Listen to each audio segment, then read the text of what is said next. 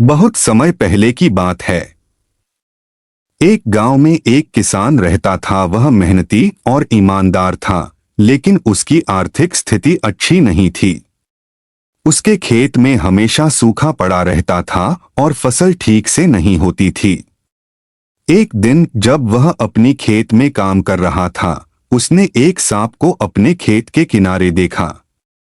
सांप काफी बड़ा और डरावना था, लेकिन वह शांत बैठा था।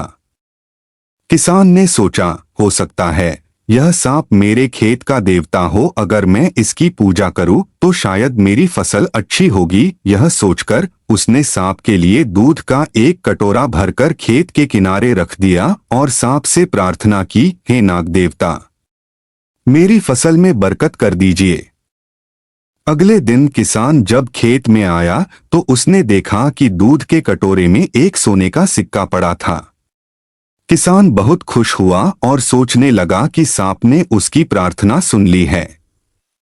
अब किसान रोजाना सांप के लिए दूध चढ़ाने लगा और हर सुबह उसे एक सोने का सिक्का मिलता। इस तरह किसान धीरे धीरे अमीर हो गया। एक दिन किसान को अपने गांव के बाहर जाना पड़ा, तो उसने अपने बेटे से कहा, तुम रोज सांप के लिए दूध का कटोरा रखना और ध्यान रखना कि उसे किसी प्रकार की तकलीफ न हो। किसान का बेटा लालची था। उसने सोचा, अगर सांप के पास सोने के सिक्के हैं तो जरूर उसके बिल में और भी सोना होगा।